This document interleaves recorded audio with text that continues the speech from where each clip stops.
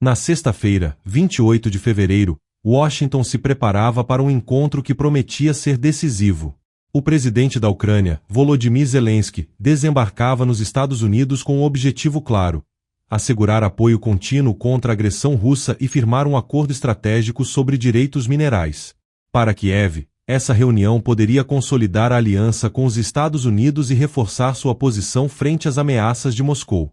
O plano era relativamente simples: formalizar um pacto que beneficiasse ambas as nações. A Ucrânia esperava garantias concretas, enquanto os Estados Unidos buscavam manter sua influência sobre um dos territórios mais estratégicos do mundo. No entanto, o que deveria ser um diálogo diplomático e produtivo se transformou em um embate público sem precedentes. O início da reunião indicava um tom amistoso. Trump e Zelensky trocaram cortesias e gestos diplomáticos, como esperado em situações de alto nível. Mas bastaram poucos minutos para que o clima mudasse drasticamente. Trump, conhecido por seu estilo direto e imprevisível, começou a pressionar Zelensky, enfatizando que a Ucrânia deveria demonstrar mais gratidão pelo apoio militar fornecido pelos Estados Unidos.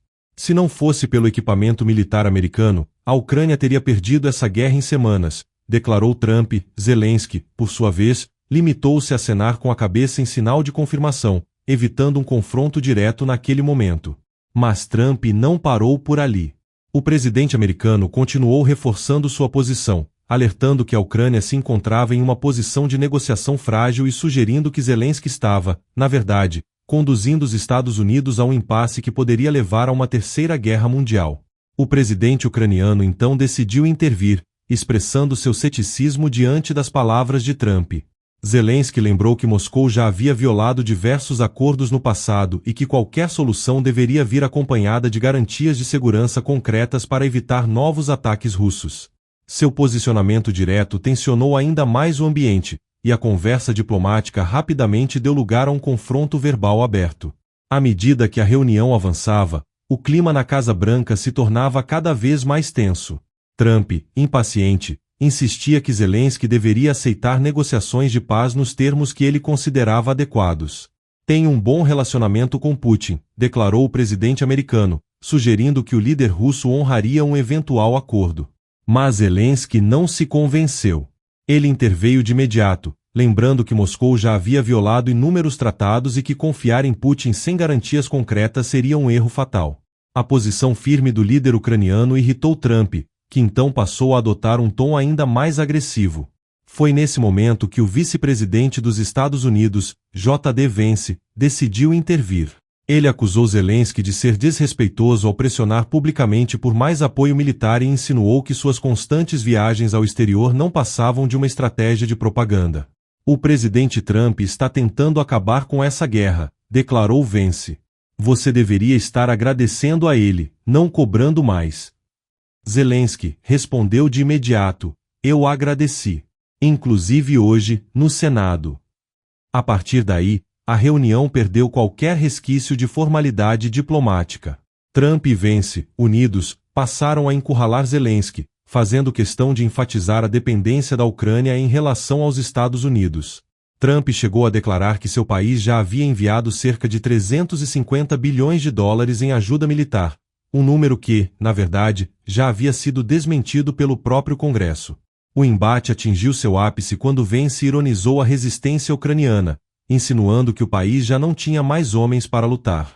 Foi então que Zelensky, encarando os dois, respondeu friamente: então venha e veja. A frase ressoou na sala de reuniões como um desafio.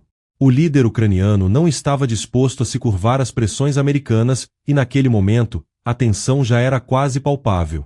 O que começou como uma discussão sobre um acordo estratégico se transformava rapidamente em um espetáculo de hostilidade aberta. O embate entre Trump, Vance e Zelensky já havia ultrapassado qualquer expectativa de um encontro diplomático. O que deveria ser uma negociação estratégica transformou-se em uma demonstração pública de tensão e desconfiança. A essa altura, não havia mais troca de argumentos racionais, apenas acusações diretas e respostas afiadas. Enquanto isso, Vance parecia determinado a expor publicamente Zelensky como um líder ingrato. Você vem aqui para pedir mais e mais, mas não percebe que o presidente Trump está tentando resolver esse conflito de uma vez por todas, insinuou o vice-presidente, ignorando as preocupações do líder ucraniano sobre a confiabilidade de Putin. A tensão atingiu um ponto crítico quando Trump levantou a hipótese de que Zelensky poderia estar dificultando um acordo de paz de propósito. Talvez você não queira que essa guerra termine. A insinuação foi recebida com um silêncio pesado, interrompido apenas por Zelensky, que respondeu com indignação: "O que queremos é segurança real, não promessas vazias." Foi nesse momento que a reunião saiu completamente do controle. Trump e Vance, agora alinhados contra Zelensky, transformaram o encontro em uma ofensiva aberta. O presidente americano reforçou que os Estados Unidos não estavam dispostos a continuar apoiando a Ucrânia sem que houvesse mais comprometimento por parte do governo ucraniano. O impacto dessas declarações foi imediato. A assinatura do tão esperado acordo estratégico sobre direitos minerais foi adiada, encerrando qualquer esperança de um avanço positivo na relação entre os dois países. A coletiva de imprensa que estava programada para acontecer logo após a reunião também foi abruptamente desmarcada. Trump, ao justificar sua decisão, declarou que Zelensky não estava pronto para a paz e que só poderia retornar à Casa Branca quando estivesse disposto a negociar nos termos certos. Para piorar a situação, fontes internas da Casa Branca informaram à CNN que Trump ordenou a saída imediata de Zelensky do edifício, algo praticamente inédito na história da diplomacia americana. A essa altura, a reunião já não era apenas um fracasso diplomático, era um evento sem precedentes, que poderia redesenhar os rumos da guerra na Ucrânia e a própria dinâmica do poder global. O que aconteceu na Casa Branca não foi apenas um desentendimento diplomático, foi um momento que pode redefinir o futuro da guerra na Ucrânia e a postura dos Estados Unidos no cenário internacional. A maneira como Trump e Vance lidaram com Zelensky deixou claro que a relação entre os dois países está em xeque. Com a recusa em assinar o acordo estratégico e o cancelamento abrupto da coletiva de imprensa, ficou evidente que Washington pode estar se afastando da Ucrânia. Trump sinalizou que está disposto a negociar diretamente com Putin, ignorando as preocupações de Kiev, possivelmente, abrindo caminho para um acordo que favoreça os interesses russos. Isso levanta uma série de questionamentos. Será que essa postura foi apenas um improviso ou uma estratégia bem planejada para desmoralizar Zelensky? Teriam Trump e Vance arquitetado esse embate para criar uma justificativa pública que permita aos Estados Unidos reduzirem o apoio militar à Ucrânia? Se esse for o caso, o que virá a seguir? Sem garantias concretas de segurança por parte dos Estados Unidos, Kiev teme que qualquer cessar-fogo apenas dê tempo para a Rússia se rearmar antes de uma nova ofensiva. O afastamento americano poderia enfraquecer as defesas ucranianas e pressionar o país a aceitar um acordo desvantajoso. Enquanto isso, Trump já dá sinais de que sua prioridade não é manter alianças, mas sim reconfigurar as relações de poder à sua maneira. O fato de ter colocado Zelensky contra a parede e ter ignorado a tradição diplomática dos Estados Unidos. Independentemente da resposta para essas perguntas, uma coisa é certa: a reunião de ontem foi um divisor de águas. O modelo tradicional de alianças estratégicas parece estar ruindo, e o futuro da Ucrânia pode depender cada vez menos do apoio americano.